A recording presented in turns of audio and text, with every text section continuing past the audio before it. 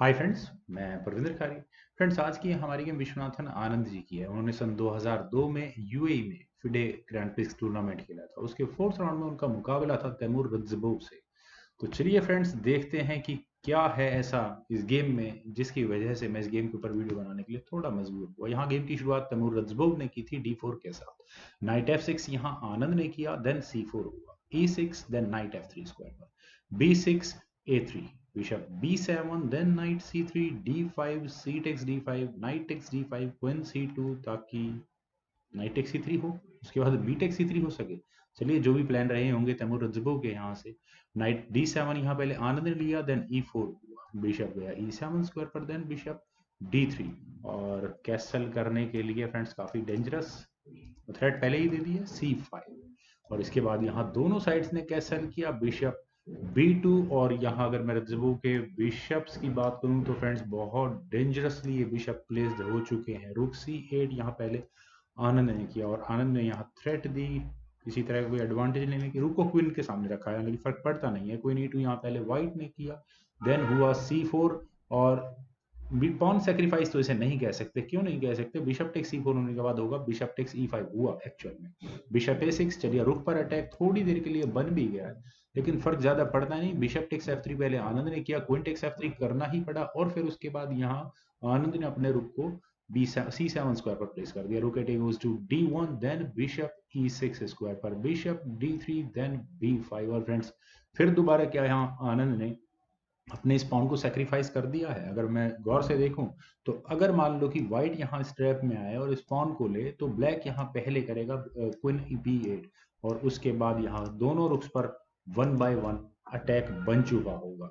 लेकिन ऐसा नहीं है कि रज्जबोव यहाँ इस पॉन को नहीं ले सकते थे। वे यहाँ पहले कर सकते थे क्वीन H5, और वे यहाँ एक चेकमेट की थ्रेट दे सकते थे। उसके बाद होता नाइट F7। चलिए, क्वीन पर अटैक हो भी गया, फिर यहाँ क्वीन टेक्स B5 रज्जबोव कंसिडर कर सकते थे, लेकिन ऐसा भी यहाँ कुछ हुआ नहीं। यहाँ पर रज्जबोव ने रुक को E1 स्क्वायर पर प्लेस किया, then A6, A4, B takes A4। और फ्रेंड्स, B टेक्स A4 का मूव मैं नहीं मानता कि बहुत ज्यादा प्रॉब्लम वाला यहाँ इस पॉइंट से है। ठीक है, ए फाइल में पॉन्स डबल हो चुके हैं, जब भी मौका मिलेगा यहाँ रज्जबोव को, वो यहाँ एक पॉन को, एक्स्ट्रा पॉन को यहाँ ले सकते हैं। और देखा जाए तो व्हाइट को क्या एडवांटेज हुआ है, ए फाइल में पॉन्स को डबल करवा के अपने पॉन को, ए फाइल के पॉन को सेक्रीफाइस करवाकर यहाँ रज़बो अपने इस एक पॉन सी पॉन को आगे पुश करके C5 स्क्वायर तक एटलीस्ट लेकर आ सकते हैं, और एक क्लियर पासर यहाँ उन्हें मिल सकता है। C4 यही इसी प्लानिंग के साथ उन्होंने किया, और माइट भी इस पॉइंट पर A3 जैसी ऑप्शन आनंद कंसिडर कर सकते थे।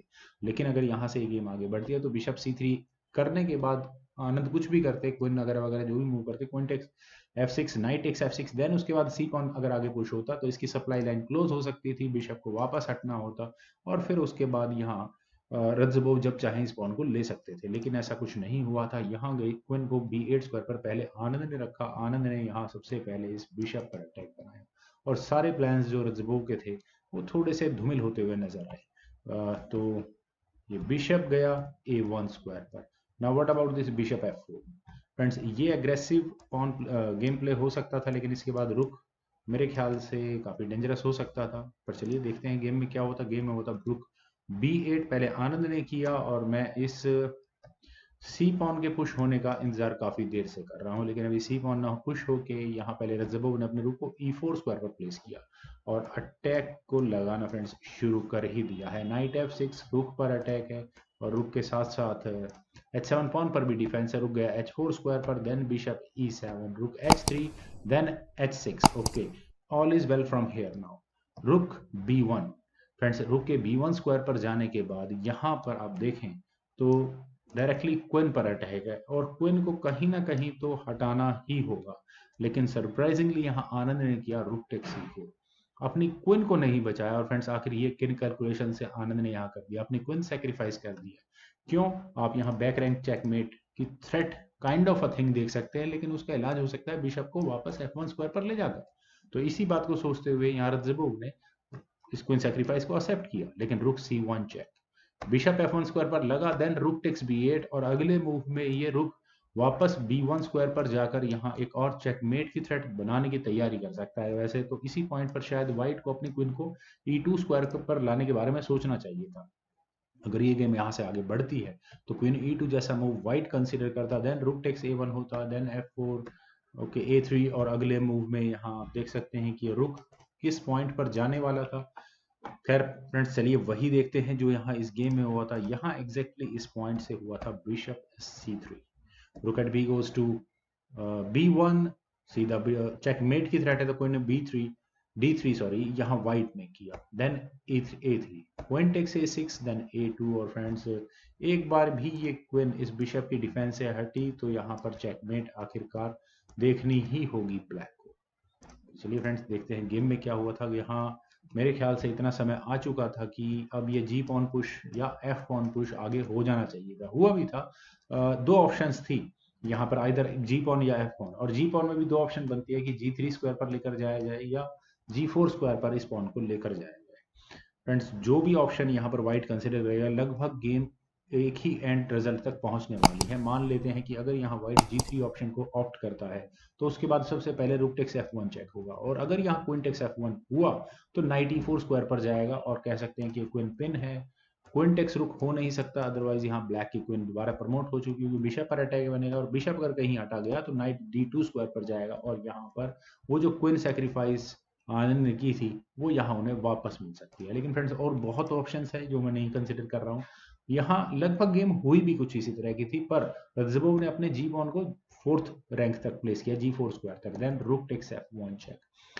किंग को G2 स्क्वायर पर लेकर जाना चाहिए था, लेकिन अगर ऐसा गेम में होता भी है तो भी क्या फर्क पड़ता है कोई, क्योंकि रुक G1 चेक तो यहाँ पर आनंद करते ही करते, और अगर किंग F3 स्क्वायर पर जाता तो उसके बाद रुक B3, और फिर दोबारा you can say that checkmate की थ्रेट, और चेकमेट तक इस गेम को पहुंचाने में बहुत ज़्यादा समय नहीं लगता। पर चलिए फ्रेंड्स देखते हैं वही है जो गेम में हुआ था। गेम में हुआ था क्वीन टेक्स F1, जिस मूव को मैं अभी थोड़ी देर पहले कंसिडर कर रहा था, देन नाइट E4 यहाँ आनंद ने किया, बिशप पर अटैक बना, और शायद रज़बोव आने वाली उस थ्रेट को नहीं देख पाए, उन्होंने अपने बिशप को बचा D2 स्क्वायर पर, and final move from Viswanathan Anand was rook knight D2।